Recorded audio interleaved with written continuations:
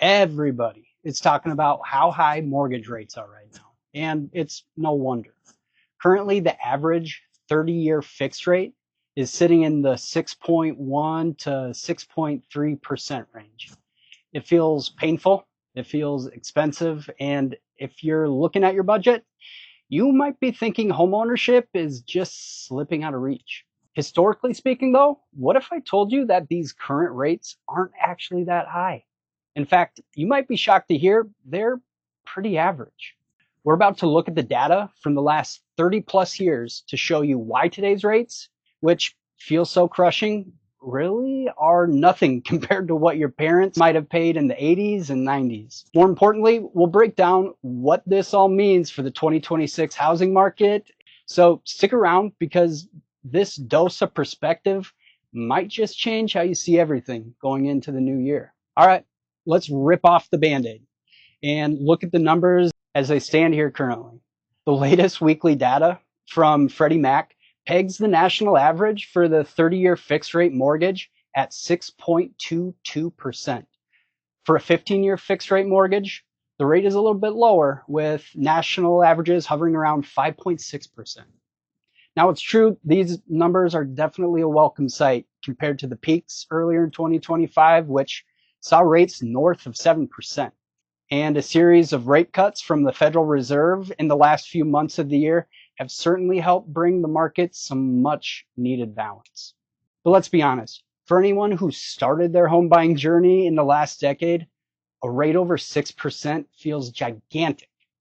We all got used to hearing about rates in the threes and even the twos. Back in January of 2021, the 30-year fixed rate hit a mind-bending record low of 2.65%. So when you compare it to today's sixes, it's more than double. No wonder affordability feels like the biggest hurdle in housing today.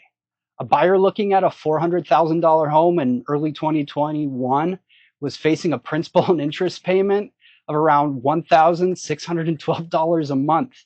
Now that same priced home at an interest rate around 6.2% comes with a monthly payment of about $2,457. That's over $800 more every single month. That's a massive difference. And it's the source of the anxiety that has so many buyers sitting on the sidelines, just waiting for something or anything to give. Okay, now for the part that might just blow your mind. Let's zoom out and take a look at the history of mortgage rates, because this is where the perspective can really start to shift. The pain you're feeling is real, but hang with me during this time travel trip, and you might realize that the pain we're all feeling is all relative.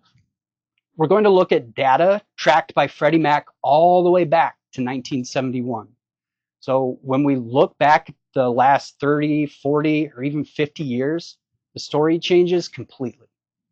The long-term average for a 30-year fixed rate mortgage from 1971 to today is roughly 7.70%.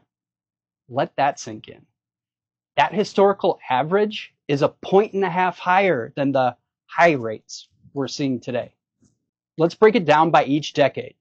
If you were buying a house in the 1980s, you were in for a wild ride. Resulting out of what economists call the Great Inflation, mortgage rates went to the moon. For instance, in October of 1981, the average 30-year fixed rate hit its all-time peak, an unbelievable 18.63%. Can you even imagine? A $300,000 loan at that rate would have had a monthly payment of nearly $4,700. Suddenly, that 6.2 something percent doesn't sound so terrifying, does it? Okay, so the 80s were an extreme case. What about the 90s? For much of the 1990s, rates were commonly in the 7%, 8%, even 9% range. It wasn't until the tech bubble in the late 90s that they dipped lower. Think about that then. For an entire generation of home buyers, getting a rate under 8%, that was a fantastic deal. Even in the 2000s, before the housing crisis, rates typically bounced between 5% and 7%. was only after the 2008 financial crisis, when the Federal Reserve unleashed some unprecedented policies, that we entered an era of historically low rates. Oh, and remember the pandemic? The pandemic then pushed the Fed to drop their funds rate to the lowest point in history, just to keep the economy moving. I'll make the case that what we're going through now isn't some new normal of higher rates. I'll argue it's actually a return to the real normal. That 10-year span from 2012 to 2022 was the historical exception. It was a result of economic shockwaves that pushed the Fed to make drastic decisions in order to keep the national economy's doors open. Today's rates are still lower than what homebuyers dealt with for almost all of the 70s, 80s, and 90s. Now, I completely understand this doesn't make your monthly payment any smaller, but it should maybe reframe some of the conversations we're having. We're not in a crisis of historically high rates. We're in a period of normalization after a decade of historically low ones. Okay, enough of living in the past.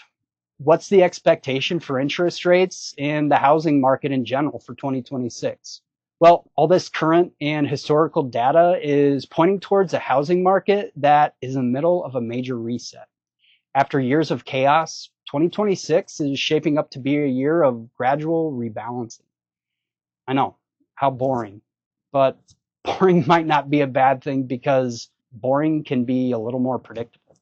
Top economists from organizations like the National Association of Realtors, NAR, and Zillow are forecasting a market that is slowly but surely turning a corner.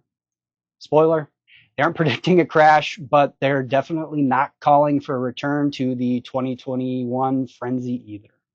The words they're using are modest, stable, and normalizing. Here are some key things analysts are watching for in 2026. First, many expect mortgage rates to continue to stabilize. Some optimistic outlooks, like those from NAR, suggest rates could drift down toward the higher fives, lower sixes. Even in the upcoming year, if that happens, it could bring a lot of buyers who were priced out right back into the game. Second, home prices are expected to see modest gains.